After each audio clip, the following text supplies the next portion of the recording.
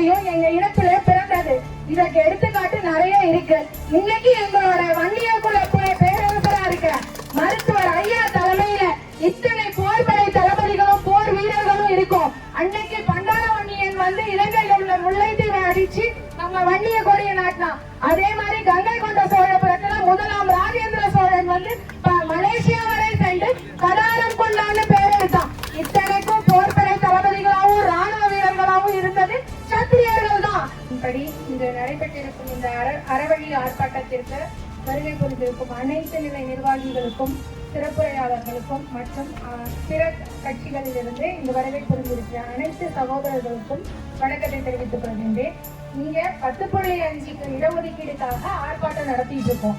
இங்க நம்ம நாட்டுல நடக்கிறது ஜனநாயக ஆட்சி, மக்களாட்சி தானே இங்க நடந்துட்டு இருக்கு.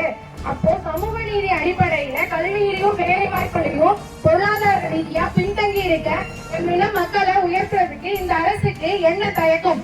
ஏன் எங்களுக்கு இலவசத்தை கொடுக்குறீங்க? எங்களுக்கு இலவசம் வேண்டாம், இடஒதுக்கீடு வேண்டும். கல்வி கடன் எங்களுக்கு வேண்டாம், கல்வியில இடஒதுக்கீடு கொடுங்க. தொழில் கடன் எதுக்கு கொடுக்குறீங்க? வேலை வாய்ப்புல இடஒதுக்கீடு கொடுங்க. பெண்களுக்கு சுய உதவி கடன்களை கொடுத்து கடனாளி ஆக்குறீங்க. ஏன் வேலை வாய்ப்புல சம உரிமை கொடுக்க மாட்டேன்றீங்க? மக்களாட்சி தானே இங்க நடக்குது. சமூக நீதி அடிப்படையில ஏன் இந்த அரசு நமக்கு இந்த இடஒதுக்கீடை கொடுக்க மறுக்கிறாங்க? 10.5% இடஒதுக்கீடு வந்து 2021 தமிழக ஆளுநரால் அங்கீகரிக்கப்பட்டு தமிழ்நாட்டோட அரசியல முறையா வெளிவந்து அத உயர் நீதிமன்றத்துல பிற சாதிய அமைப்புகள் எப்படி ஒரு குறிப்பிட்ட சமூகத்துல இருக்கு நீங்க இடஒதுக்கீடு கொடுக்கலாம் நிறுத்தி வச்சிருக்கீங்க. நாங்க கண்மூடித்தனமா கேட்கல, வகுப்பு வாரி கணக்கெடுப்பு நடத்துங்க, எங்களுக்கு உரிய இடஒதுக்கீடு கொடுங்க.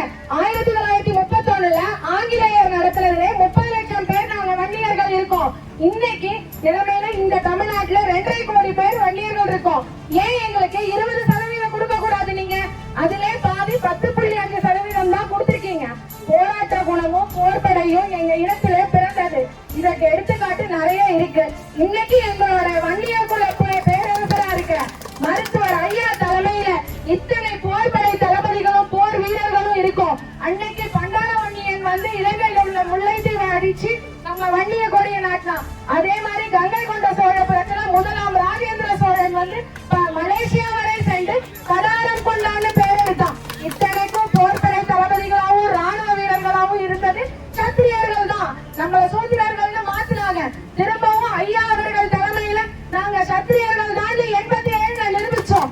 மறுபடியும் அதே வன்னியகுல பேரரசர் மருத்துவர் ஐயா அவர்கள் தலைமையில இங்க இருக்கிற போர்படை தளபதிகளும் ராணுவ வீரர்களும் இணைந்து எங்களுக்கான இடஒதுக்கீட்டை நாங்க பெற்றே தீர்வோம். 1000 கைகள் மறைந்தாலும் ஆதவன் மறைவதில்லை. ஐயாவுடைய எந்த நிர்வாகியாலையும் சரி, எந்த அரசாங்கத்தாலையும் சரி ஐயாவுடைய போராட்டத்தை நிறுத்த முடியாது. அடுத்தடுத்த நிலை மாறிட்டே இருக்கும். அன்னைக்கு வந்து பெண் புரட்சியாளர்கள் யாரும் இல்ல. 87 மிக சொற்பமான அளவுதான் இருந்தாங்க. எங்க குலமே அக்னியிலிருந்து வந்த திரௌபதி தான் எங்களுடைய குல தெய்வம். இன்னைக்கு நாங்க இத்தனை பெண்கள் இருக்கோம்.